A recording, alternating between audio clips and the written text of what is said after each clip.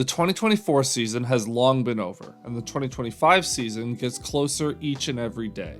But just because the Detroit Lions season didn't end where we all wish it did, doesn't mean that there weren't memorable moments. The Lions had a franchise record 15 wins last year, which is something we honestly may never see again. So even though the season ended leaving a sour taste in Lions fans' mouths, I still think it's important that we remember the 2024 season for being the best regular season in franchise history. And that's going to be what this series is all about. We're going to look back at the season that was to remember some of the best moments that the Lions had. Whether it was a jaw-dropping highlight, a crazy comeback, or a dominant drive, the moments that made up the 2024 season are worth revisiting. So join me as we count down the top 10 moments of the 2024 season for the Detroit Lions.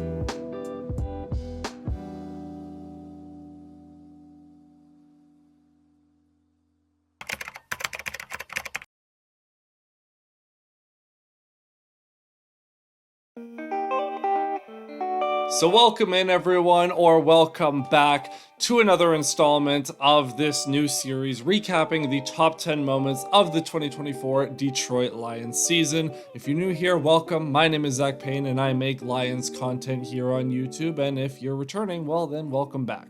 Just before we hop into this week's moment though, if I could get you to hit that like button and subscribe with notifications turned on. If you do those three things, it takes 5 seconds and it really does help the channel grow because this is a really small channel. And of course, if you missed last week's episode, the first episode in this series, make sure to go check it out as well. Link will be in the description box down below. So today, as you can probably guess from the title, we are looking at an entire game because I make the rules here. And this was a game that kind of fits as a moment when you look at the greater context. And this game, just as a whole, deserves some spotlight for the vengeance that was delivered to the Dallas Cowboys following what happened the year prior. I'm sure that you don't need a recap of what happened in 2023, but just in case you do, some quick context before we get into this game specifically. So, the Lions rolled into Dallas in week 17. At this point, they had already clinched the NFC North, and they were just purely fighting for seeding at this point. The second seed was still up for grabs, as the Niners were going to be the 1 seed. But the Lions roll into Dallas on a rare Saturday night game of NFL action, and it was a very tightly contested matchup. I'm not going to recap the whole game because that would be insane, but all you need to know, heading into the final drive, the Lions were down 20-13, just over 90 seconds to go, no timeouts. Jared Goff leads the Lions all the way down the field, and with just a few seconds, I think it was 22 or 21 seconds to go, hits Amon-Ra St. Brown for a touchdown to draw the Lions within 1, and in typical Lions fashion, they went for the kill.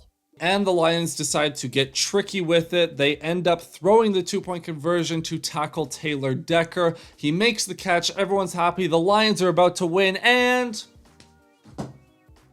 a flag. That was a brutal throw. Oh, a flag goes down. That's what happened. The flag goes down for an ineligible receiver downfield, as the officials say that Taylor Decker did not report eligible on the play. Only he did. In fact, we have video proof that he did. He walks up to the official and he says, "I'm reporting," but the official gets confused because Dan Skipper also walks over with him, and Skipper reports eligible routinely as he is often the 6th offensive lineman who is technically acting as a tight end, so he's eligible on the play.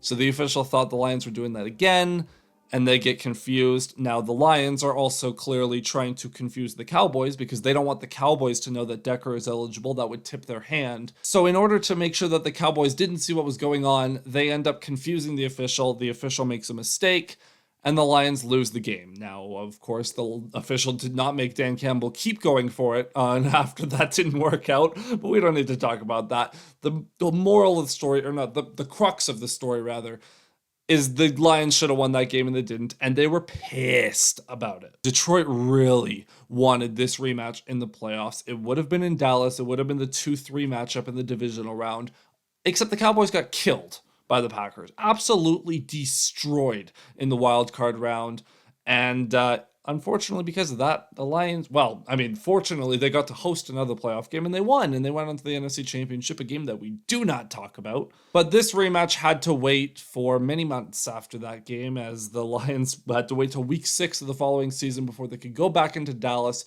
to exact their revenge. And Oh my lord, did they ever. And this time the Lions would leave no doubt, thus commencing one of the pettiest wins in NFL history. Because when I say the Lions showed up in this game, I'm severely understating matters. They dominated the Cowboys every which way and completely outclassed them in this game. Now, the Cowboys actually started okay in this game. They had a decent opening drive, had a little bounce on one of the first plays, but they drive down the field, they get a field goal, go up 3-0. Cool.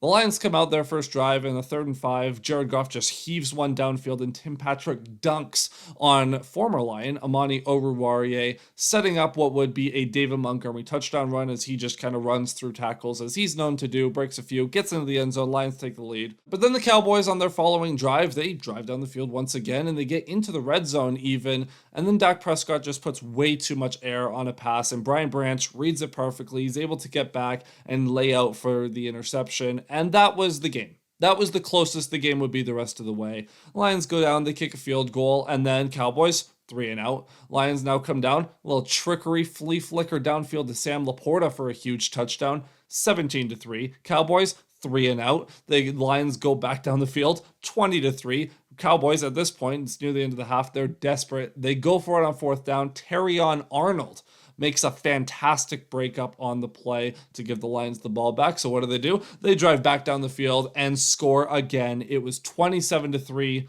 Cowboys get a kick return to set up a field goal at the end of the half. 27-6 at halftime. Yeah. With the game getting out of hand at this point, how did the Lions come out in the second half? How about a Jameson Williams deep shot torching Trayvon Diggs 34-6? Just like that. After that score to make it 34-6, that's so goofy, man. We did have an unfortunate moment, though, and a moment that I will come back to later in the video is the reason I'm wearing a very specific jersey in this video, but we'll come back to that. At this point, the Lions got super petty. Like, the game was a blowout at this point, and they decided that they were going to unleash all the shenanigans, all the tomfoolery, just everything that was meme-worthy in their arsenal, they did. Now, for starters, as you might expect, the Lions, they were upset that Taylor Decker's 2-point conversion didn't count. So what did they do? They tried to hit Taylor Decker for a touchdown, and he almost got it. He got both hands on the ball, but he's an offensive tackle. He's not going to make a contested catch. He did try, and that would have been hilarious if Taylor Decker mossed a defender, but alas, it doesn't work out. But okay. That's just scratching the surface.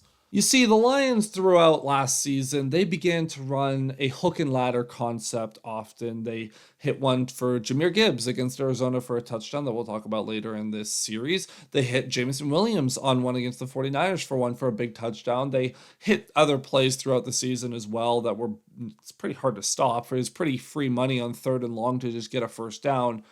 But in this game, they spiced it up a little. As a team that has begun running a hook and ladder, you might expect some shenanigans. How about Penei Sewell inside the 5? The crazy part is it works! It works! Penei Sewell went diving into the end zone like he's a running back reaching out for the goal line, except, Frank Ragnow was a yard too deep. Whatever. Another ineligible receiver. Stupid refs, man. And they just love to rain on our parade and just throw flags whenever we're having fun. But then, the most meme-worthy and clippable moment of the entire season. Dan Skipper, as I mentioned earlier, noted offensive tackle that sometimes subs in as a tight end, lines up at wide receiver and runs a route. He ran a route. So stupid, man. Dan Skipper ran an actual route, lined up at wide receiver on a 4th and 3. Dumb. Anyways, you add in another pick for Brian Branch that he almost got a pick 6 on. You added another pick for Kirby Joseph, a couple Cowboys fumbles. You add in another touchdown for the Lions and a field goal. And you get to the final score of 47-9. 47-9. It was an absolute thumping that separated the Lions as one of the best teams in the entire league. Meanwhile, the Cowboys' season completely spiraled after this, and they were a pretty mediocre team the rest of the way. This may have been a bit of a sweeping generalization of what this game was, but it really was, or should have been at least, the most satisfying revenge win, at least satisfying win of the year with the added revenge element. That is, except for one thing. See this teeny tiny little detail that the blowout and the final score weren't the biggest moment or the biggest story of the game. It should have been, at very least, the most satisfying blowout of the season, in a season where the Lions had several, mind you. Aiden Hutchinson, Lions' star defensive end, is rushing the passer, he's bending around the edge, and his leg whips out, and it shatters on the shin of Aleem McNeil. Now, Aiden Hutchinson somehow finished the play and got a sack, somehow, with his leg broken, but his season was over in an instant. The Lions never filled that void, which, I mean, fair. It's kind of hard to replace Aiden Hutchinson, who's a top 5 edge in the league. And Hutch gets robbed of a potential Defensive Player of the Year season. And obviously, as we know, the Lions were unable to really generate much of a pass rush the rest of the season, and that reared its head in the divisional round against the Commanders. Obviously, other injuries on defense piled up, but this was the start of the string of bad luck the Lions had. It sucked. And that's why ultimately this game, even though it was a good moment worth remembering, that's why it's this low on the list. If Hutchinson doesn't get hurt in this game and the Lions blow the Cowboys out in the way that they did, this would have been a top 3 or 4 moment of the season, because this is something they would have been the most satisfying win of the season. And instead, it was a super fun and petty win with a ginormous caveat that a shadow was cast over this game with the injury. And just sucked. But at the end of the day, still worth remembering, and it is now proof that if you cross Dan Campbell, that is what will happen. You will have Dan Skipper running routes on you if you try some shenanigans. The Lions are the pettiest team in the NFL, and I'm here for it. But that's going to be it for this video. Thank you so much for watching. Remember to hit that like button and subscribe when notifications turn on so you don't miss any future uploads. And also leave a comment down below what you think of this series so far, and leave some of your own favorite moments from the Lions season. And if they're good enough and if I agree with you, maybe I'll even alter my list a little bit. But that's it for today. I'll see you guys next time. Cheers.